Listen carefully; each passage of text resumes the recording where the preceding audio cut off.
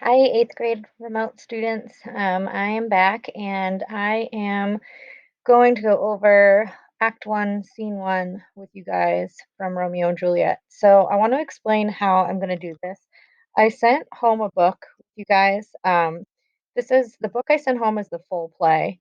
I have been trying to figure out how to do this whole thing over remotely, and I want to offer a couple of different options for people to do. So here's the stuff for the prologue. This document you can find on the eighth grade remote slides or on Google Classroom.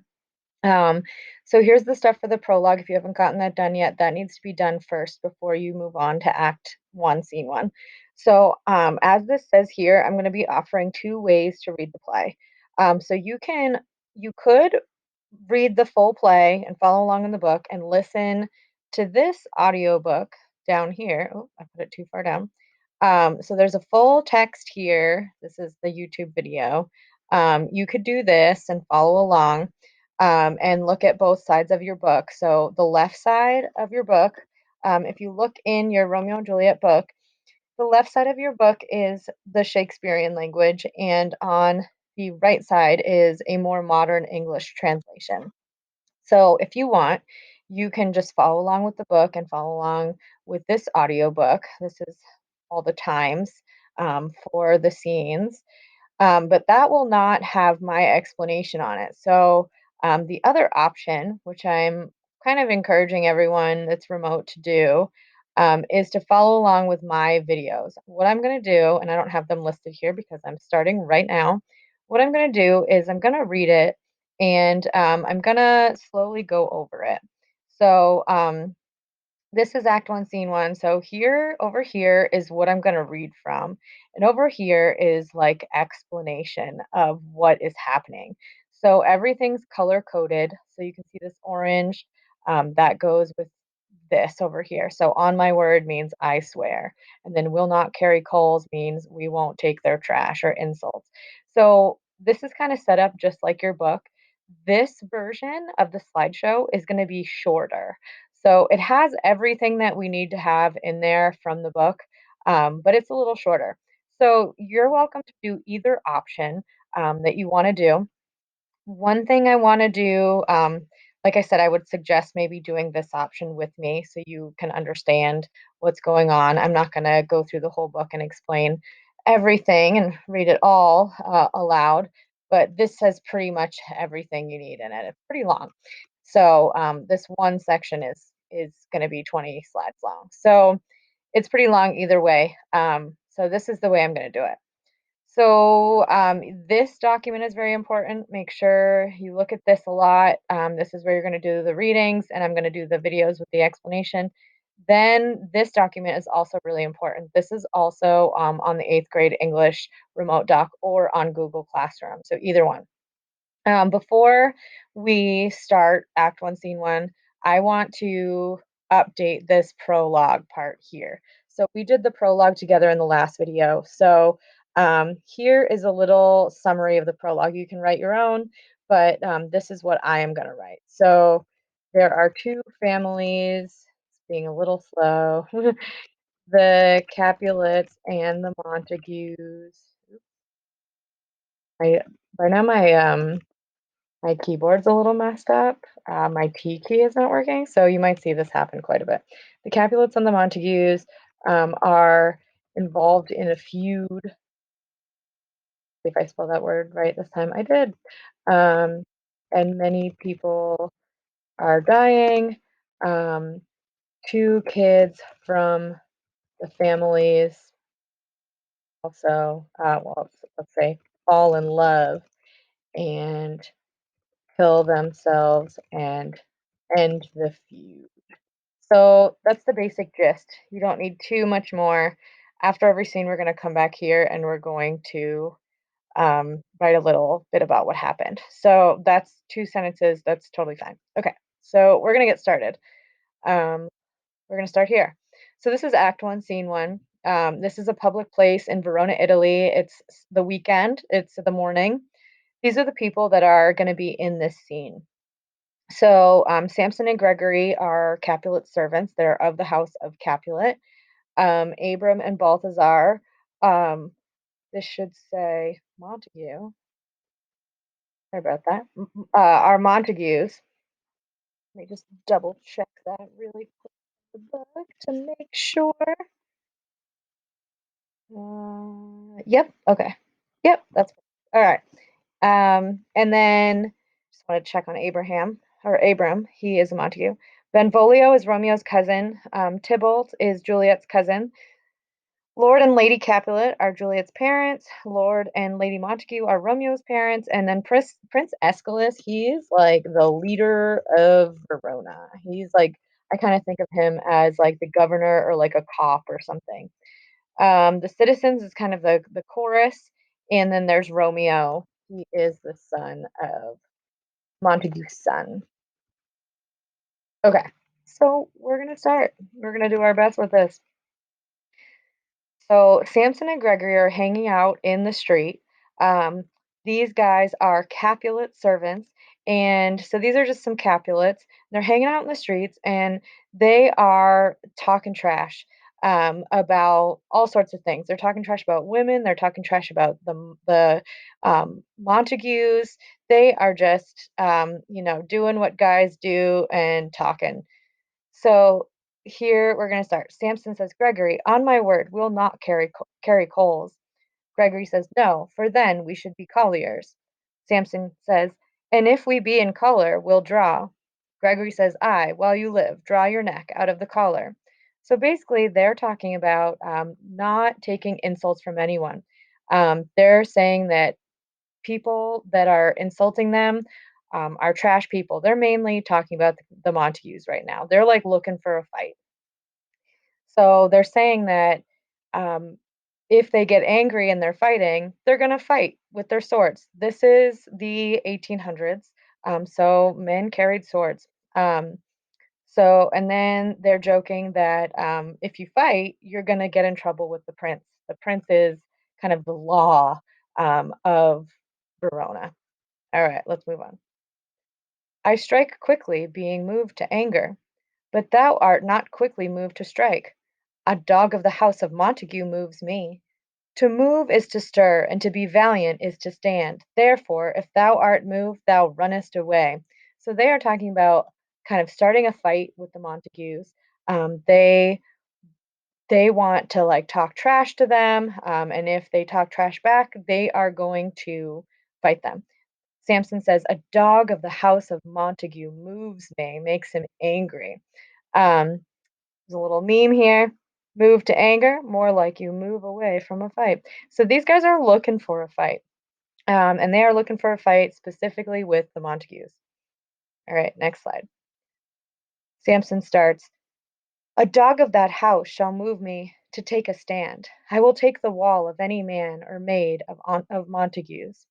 Let's look over here. He's saying, if I pass a Montague man or woman on the street, I'll walk on the side closer to the wall and make them walk in the gutter where people dumped their poop and pee before there were toilets. So basically, 1800s, there's no toilets. So this is a very different time that we're talking about here.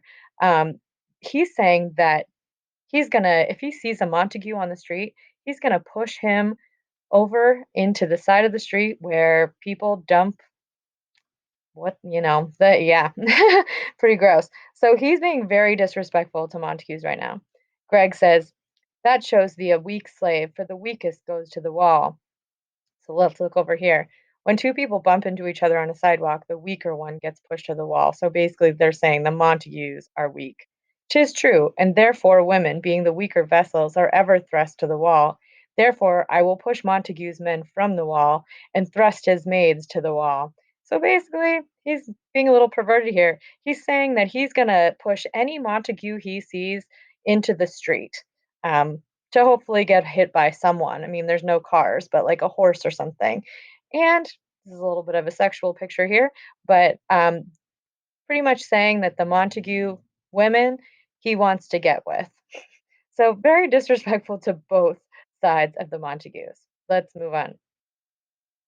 The quarrel is between our masters and us, their men. So Greg warns Samson. He says, this fight is between men. Leave the women out of it. Samson goes, "'Tis all one. I will show myself a tyrant. When I have fought with the men, I will be civil with the maids. I will cut off their heads." He's talking about cutting off these young women's heads that aren't even involved in this fight. Gregory says, "The heads of the maids?" "Aye," which means yes. "The heads of the maids, or their maiden heads, take it how thou wilt."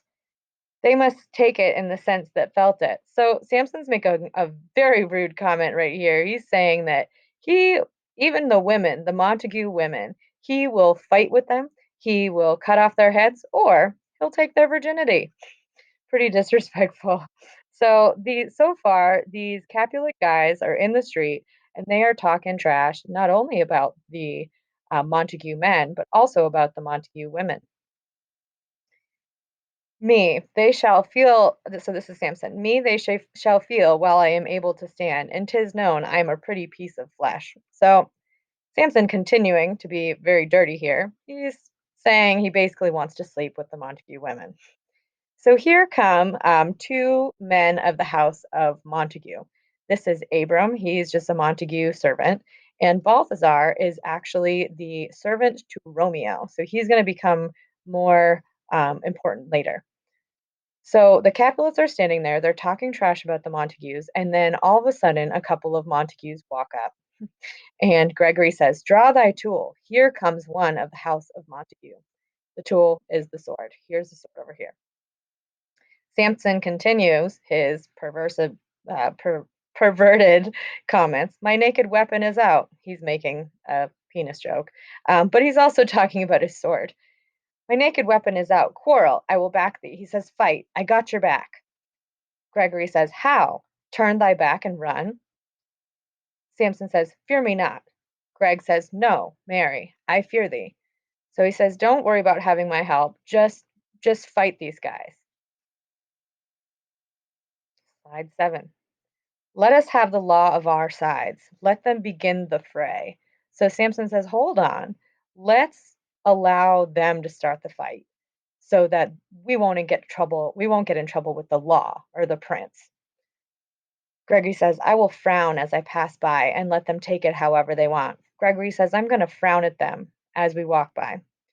Samson says, "Nay, however they dare, I will bite my thumb at them, which is a disgrace to them if they bear it." So back in the 1800s, biting your thumb at someone like this guy, you're going to watch this movie later. This is the modern version of Romeo and Juliet, is the modern version of flipping someone off. So biting your thumb at someone in this time was very disrespectful. So Samson bites his thumb at the Montagues. The Montague boy, one of the servants, says, Abram says, "Do you bite your thumb at us, sir?"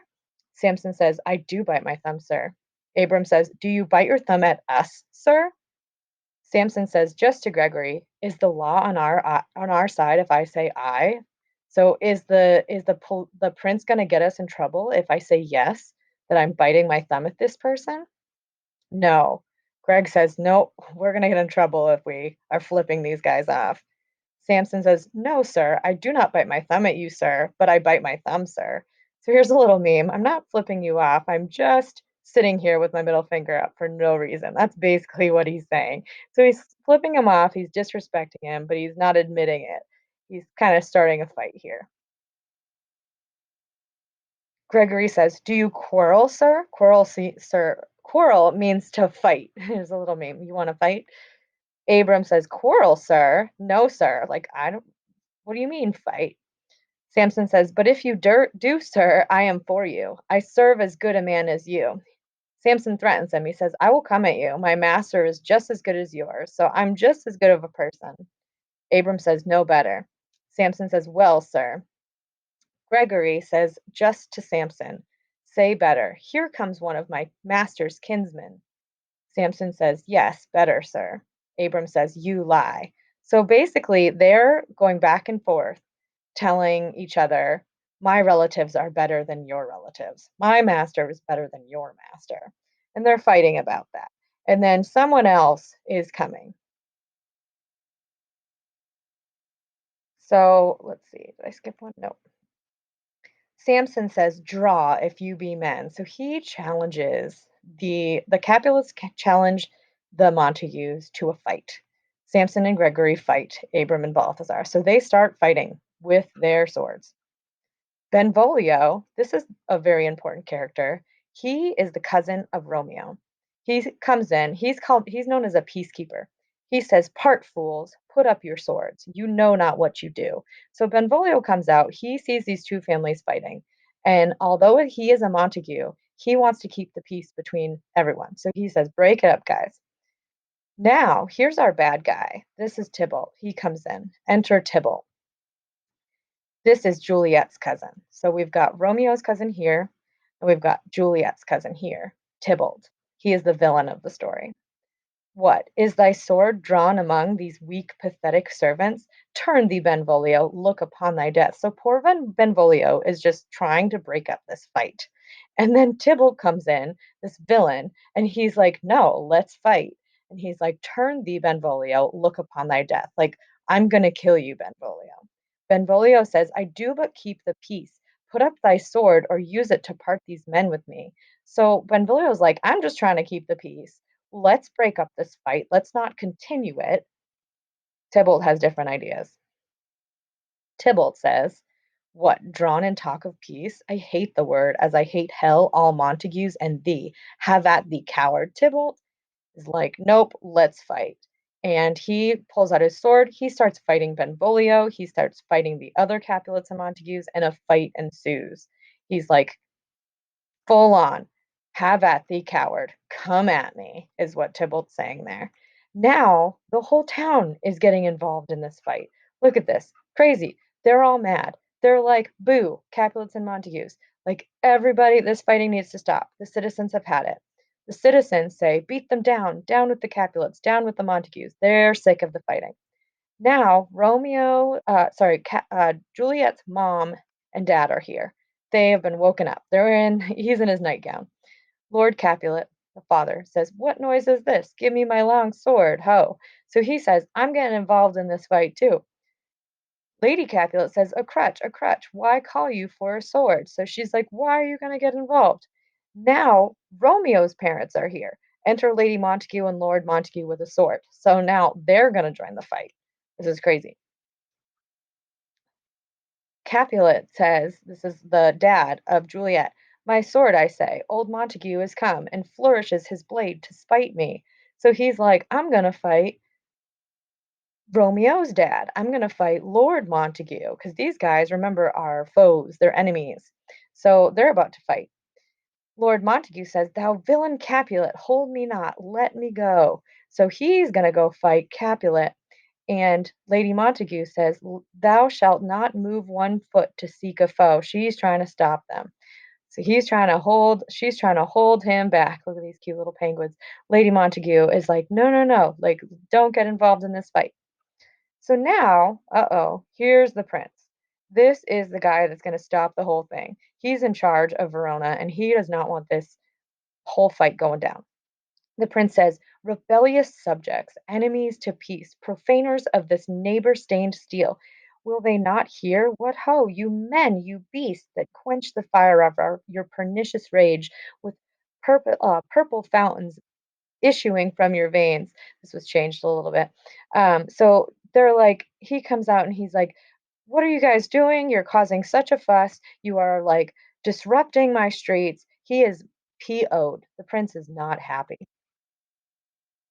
He's continuing. He has a long speech right here. "On pain of torture, from those bloody hands, throw your mistempered weapons to the ground and hear the sentence of your moved prince." So he says, "Stop fighting and listen to what my sentence is," because he's in charge. So he's going to get these guys in trouble.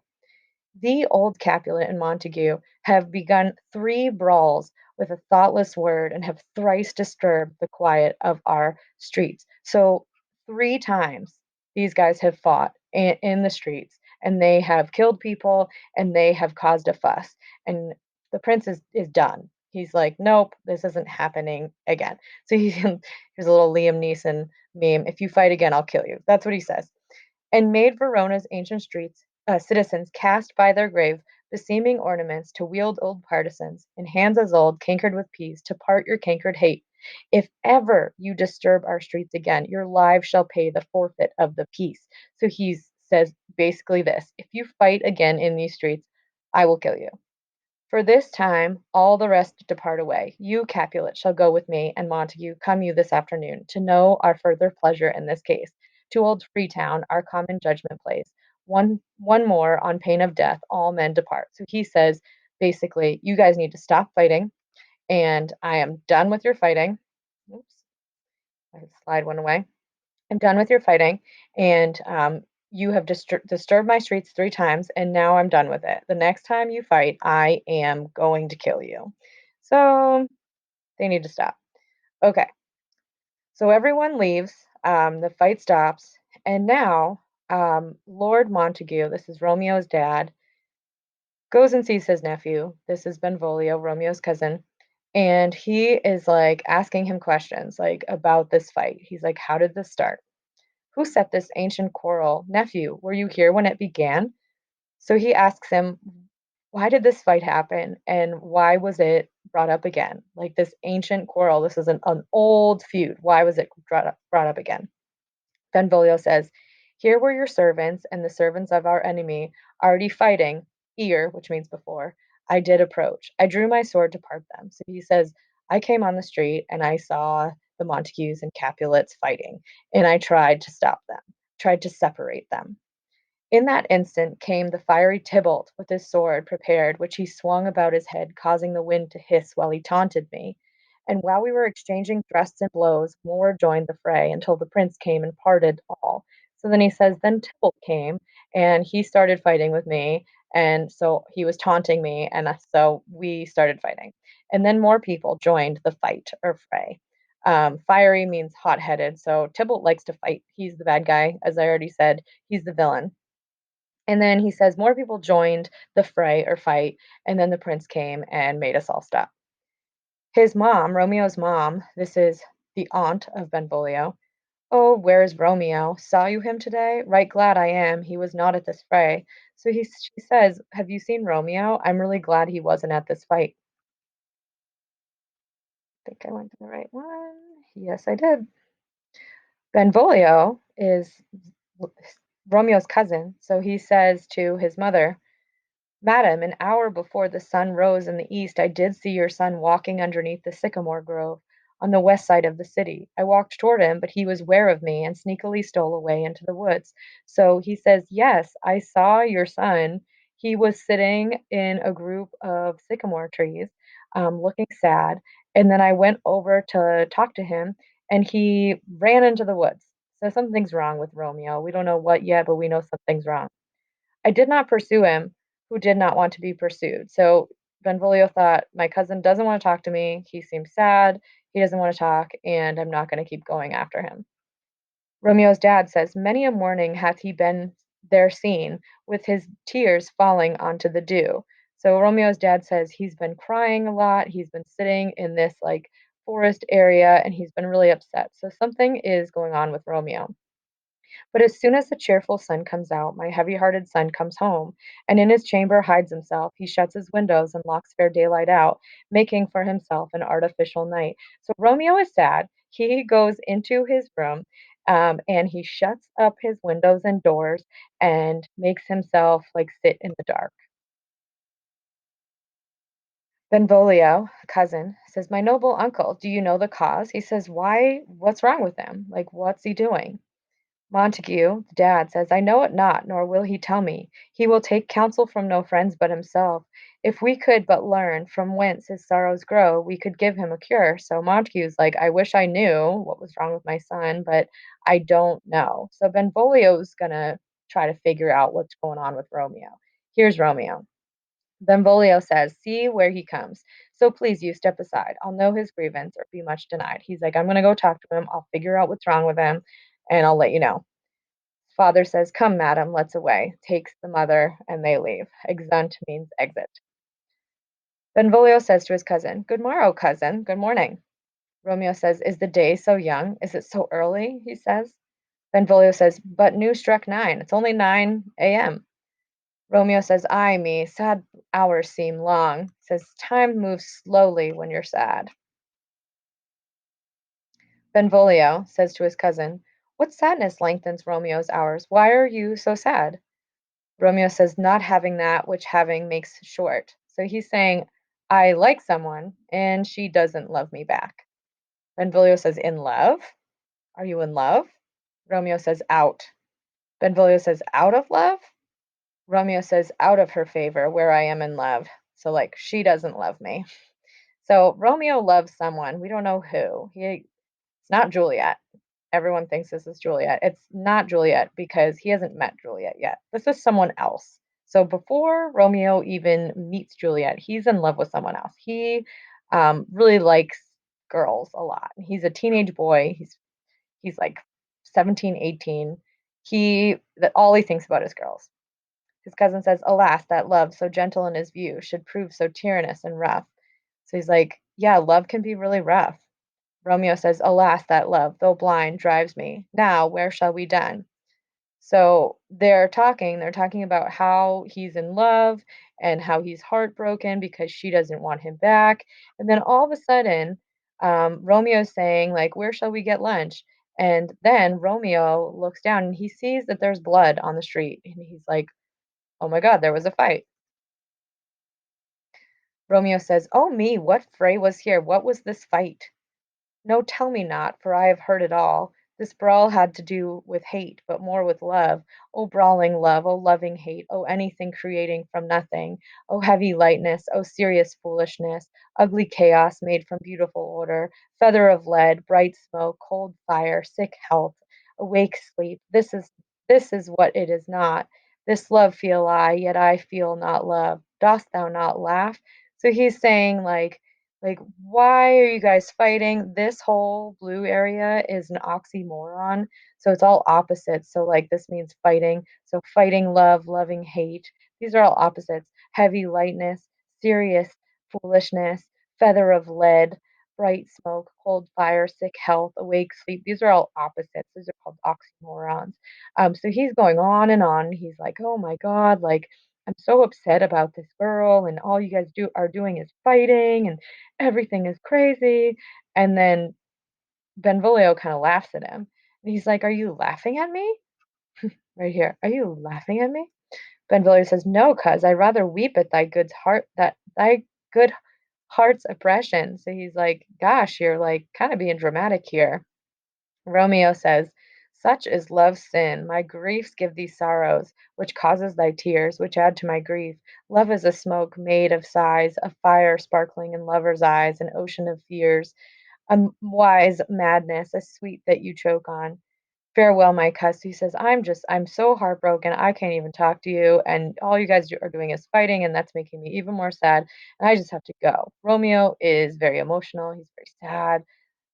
He's just very, very upset. Okay. Benvolio says, "Soft, wait. I will go along. And if you leave me so, you do me wrong." He says, don't leave. Um, Wait, I'll go with you. Romeo says, "Tut, I have lost myself. I am not here. This is not Romeo. He's some other where." He's being so emotional and dramatic. He's like, "I am so heartbroken. I've lost myself." Benvolio says, "Tell me in sadness, who is it that you love?" He's like digging for details. He's like, "Okay, so who is it that you are so upset about?" Romeo says, "In sadness, cousin, I do love a woman." Benvolio says, "I supposed as much when you told me you loved." Romeo says, "And she's fair, but she'll not be hit with Cupid's arrow. She hath Dian's wit. Her chastity is her armor to shield her from the attack of loving words, glances, or gifts. She is rich in beauty, only poor because when she dies, her beauty dies within her."